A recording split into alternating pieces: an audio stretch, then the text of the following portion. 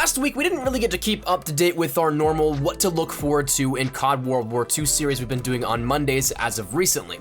Last week, we were still debuting a lot of the DLC footage. We ended up having DLC showcases for, I believe, V2 and the Shadowed Throne as well, so that kind of took priority over just a regular video taking a look at what we had in the week. But last week, there was actually a lot of stuff that dropped, and so this week might be a little bit quieter on the grand scale of things, but we also did get some cool stuff as of Friday's blog post update that gave us a little indication of some hints and some surprises coming this week. So that's a few things we'll be taking a look at here within this, but we also have a few other things to look out for in COD World War II that may or may not be mentioned on the surface, but some stuff that we can definitely take a look for. So today, I want to let you guys know about 8 things to keep your eyes out for within Call of Duty World War II this week. Number 1 is one that I'm super excited for. I've loved it in every single game previously that it's been in, and it's something that I really missed when World War II launched and we did not have it, that being Ground War. So for those of you guys that don't know what Ground War is, it is 9v9 and probably in this game going to be a combination of TDM, domination, and kill confirmed. I know there have been a couple other modes thrown in the mix there, depending on the game in the past. Safeguard was there in Black Ops 3 if I'm not mistaken, and so there are other things that may be considered, but for what I would generally expect, it'd probably be TDM, domination, and kill confirmed once again. But 9v9 is something that is going to be fantastic. Call of Duty World War II doesn't really have all that many maps like a Stonehaven from Ghosts, in which 9v9 is still rendered useless. It's going to be action-packed. You're going to have a lot of people right up on top of you, especially I'm looking forward to playing Ground War if it includes some of the DLC on V2, because that would be just fantastic. So much action, so much going on, and of course, I know you guys mentioned in the comments of when we talked about this for the first time on Friday, shipment in Ground War, that'd be something just out of this world that maybe we'll see, maybe we won't, we're not entirely sure just yet. And again, who knows as to why this was brought up. Condrey said back before launch, or right around the time of launch of World War II, they weren't really looking at doing it at the very point in time, whether it was because of developmental restraints or it just wasn't something where the maps were built for it. They weren't really looking at it at the time of launch, but now we're finally getting it, and man, I'm excited. Now, additionally, outside of that little update that we got on Friday talking about Ground War, we got something that, honestly, I still don't necessarily know how to perceive this. We saw an image of a sniper in what appeared to be the Score Streak Tower, but the headquarters looks to be like a playable map, which may happen tomorrow or may happen on Friday. I don't exactly know. This one's just really weird to me, but it's interesting to see how this may happen. And that's something that if it's tomorrow, it might tie in with something else we'll talk about here in just a second. But headquarters looks like it's going to be something that is playable. Maybe it is something in a featured mode where you can exclusively play this in multiplayer to rank up your progression of your soldier and everything. Or maybe it's just a little fun, wacky thing that you can do in private matches that is officially in private matches. Because like we said, this was something you could bypass a couple of different things whenever the game first launched, and you could actually get this via a glitch. Whatever it may be, headquarters looks to be like something that you can actually play as a regular map. So High Rise 2.0 probably with getting on the roof of the headquarters, but we'll see how everything shakes up with that. But again, that's been confirmed at coming at some point in time this week. Whether it's tomorrow or not, who knows? We'll just have to wait and see. The third thing I want to talk about deals a little bit with PC players, because as we talked about, we ended up getting this massive update for DLC 2 and everything that went live afterwards that changed everything about how the game was going to handle itself and how it would play out. And that was something that we thought was going to be across the board, because it was a game changer. It was something absolutely massive. The PC players, at the very time of recording this and as the time of maybe seeing this depending on what day you watch this, PC players still don't have that. As of tomorrow, April 17th, that's when that update rolls out for PC players, and this could be due to a number of different things. One, maybe just because of the channeling and how things have to work out.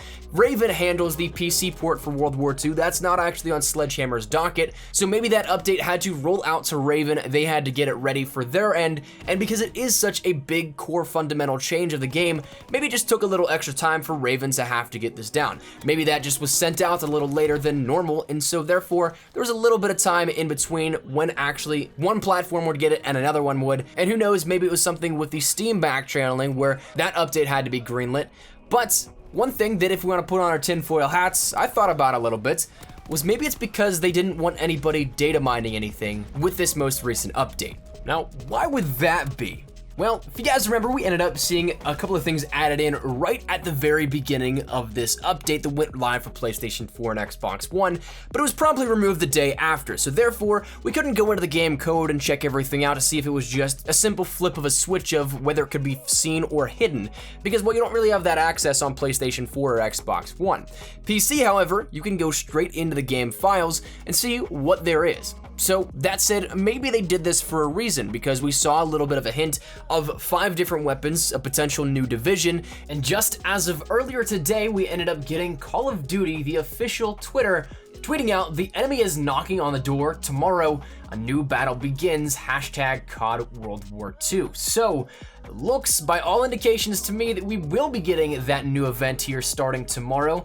We predicted it to come out either the 17th or the 24th, and it looks like it's sticking true to that. As for the length, well, we don't have any idea right now. My guess would be maybe 4 weeks or 5 weeks, but it certainly looks like it was delayed in terms of the update for World War II on PC, because there would be all that data mining, there would be all of that information pulled from the game files, and maybe we do end up seeing all 5 weapons all at once. I think that we'll probably see a few here and there firstly, but then we'll end up seeing, say, a second wave around maybe the 3 or 4 week mark to end off the event, or go into the second half rather. But that and then potentially a brand new division, but Call of Duty themselves starting to ramp up the hype here for this, and what we're going to be seeing tomorrow at probably 1 p.m. Eastern Standard Time, 10 a.m. Pacific, and 6 p.m. GMT. You can expect an update coming for that, but looks like a new event is right here. So I'm hoping we get the hands on with the Arasaka, whatever that may be named, because we saw a bunch of weapons once again detailed, but they weren't actually named the Arasaka like we knew previously. So we're going to be getting a lot of cool stuff starting tomorrow, so of course stick it here on the channel, but that's one thing you can also look out for as well. For the 5th thing I want to talk about is, well, more weapon variants, because we talked a little bit about this previously, but the weapon variant system and how we end up getting free things in terms of what Sledgehammer gives us in the ways of orders, contracts, all that good stuff. We've gotten a lot of awesome adjustments here, I think, to this, because we now can get free variants every single day at the very moment, and I'm assuming this is going to continue throughout the rest of the lifespan of World War II, and if so, that's absolutely awesome. But it started out in special orders where you could get the base DLC weapons for free just by doing completionist challenges to play a certain amount of games. Then those moved over into the contracts where you could actually purchase them, and then we saw some things in terms of weekly updates for actual variants, not the base weapons. But that said, we also got that readjusted so that it's no longer weekly and those are daily.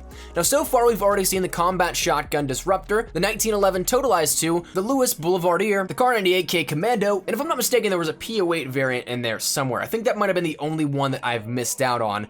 But so far, we've had a handful of these already. Now, if you guys have been paying attention, we've been getting recently heroic variants for World War II weapons out of these daily orders, so that might be the new norm here of this. And if that's the case, then we still have a handful of weapon variants that we see up on the table before maybe this loops back around and it becomes something that is a sort of rotation that we've seen previously with how they do things. But we still have the Lewis Chatterbox 2, the Bren, possibly the Combatant 2, the Combat Shotgun Trench Runner 2, the PO8 Duradler 2 or Torch 2, and then the M1928 Wayfinder 2 variants, all heroic, all brand new weapons that before this most recent update as of last Tuesday were not in the game. So that said, maybe these are the heroic weapons up on the list here, and honestly, I'm really hoping that we get that Wayfinder 2. I can't wait for that thing. It looks awesome. But maybe we end up also seeing some epic variants thrown in the mix there as well, to which there's a handful more of those. But again, I would not be expecting these to run out anytime soon, and then when they do,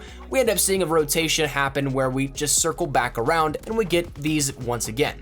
So again, keep your eyes out for those. Those update daily at 1 p.m. Eastern Standard Time, 10 a.m. Pacific Standard Time, and I believe 6 p.m. GMT for those of you guys over in the UK, as well as Europe in that time zone. But again, make sure you guys check back so you don't miss those challenges. They're relatively short, simple, and sweet, so free variants for maybe about like 30 minutes of game time, I think that's absolutely worth it. The next thing I want to talk about is not something that I necessarily think will be implemented this week, but I'm hoping to hear some update on it.